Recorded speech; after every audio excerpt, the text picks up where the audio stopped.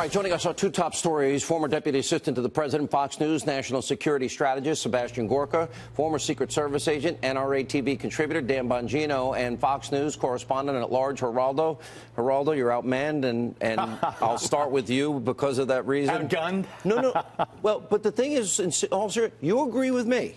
You agree, secure the perimeter, a full security assessment, every school, armed, retired, concealed carry, police, retired military. Here's the problem. When you go around the military and you've been out with them, so they love you. Police in New York love you. You have always fought for the people that defend our freedoms and protect our communities. I've never heard of a cop, ever, not being so prepared that they want, this is what that moment comes there, they want to save people's lives. I think we have a tendency, though, Sean, with all due respect, and I love cops and I love GIs. We sometimes idealize them. No, they're not perfect. This cop, Scott Peterson, was, by all accounts, a donut cop, what I call a Dunkin' Donut cop. Oh, that's cool. A cop who goes and sits and has a belly and, doesn't do much. And now when push comes to shove, one thing I found out in all of my wartime assignments, 22 assignments in Iraq and Afghanistan, is that courage and cowardice is decided in the blink of an eye.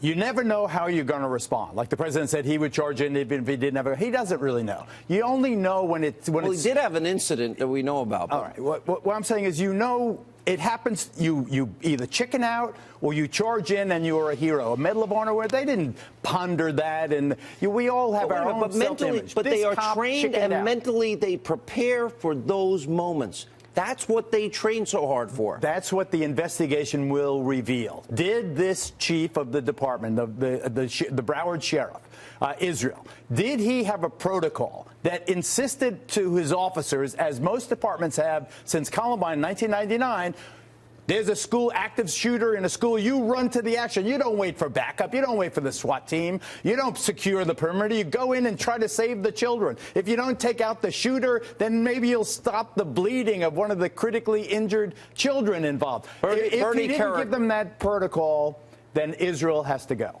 Bernie Carrig is a good friend of mine, and he ran a different department. All right, Dan Bongino, you worked in the Secret Service. Yeah. You've been in the NYPD. Isn't this what every cop trains for? I've never heard of one, never mind four. And then you heard the comments of Israel. What do you think? Yeah.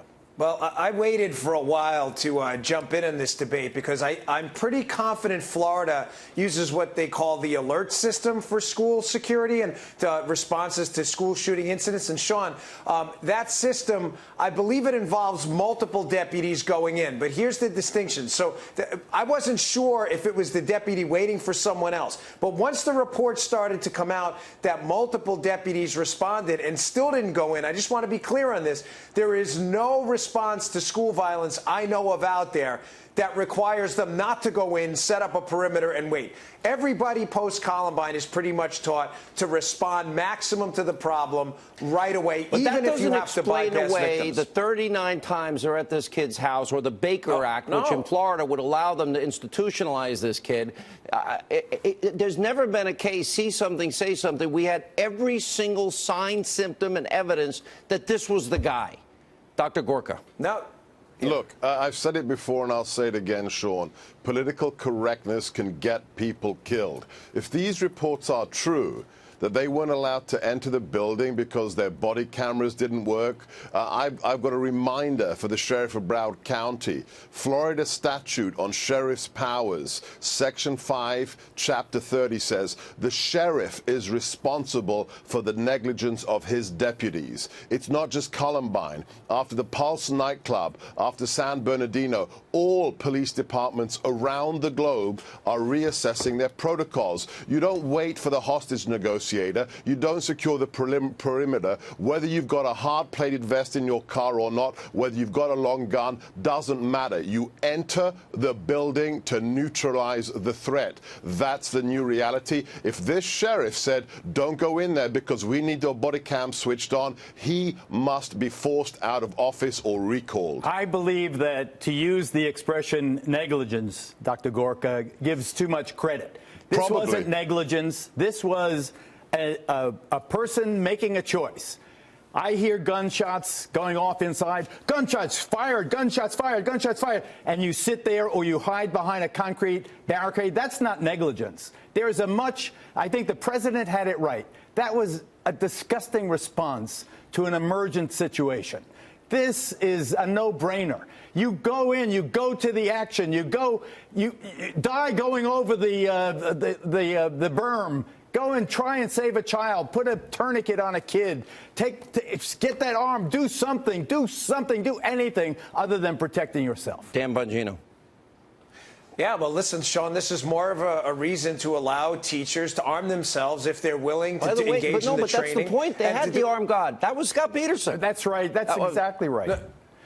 But if what I'm saying is if the teacher is there on the scene immediately, the cop had to respond from across the campus. It was a large campus. The teachers are right there. You know, sometimes when you need law enforcement in seconds, they're minutes away. I mean, unless this guy's an Olympic sprinter, I'm not absolving him. Listen, he clearly didn't respond the right way. He didn't go in the building. He did not go in the building.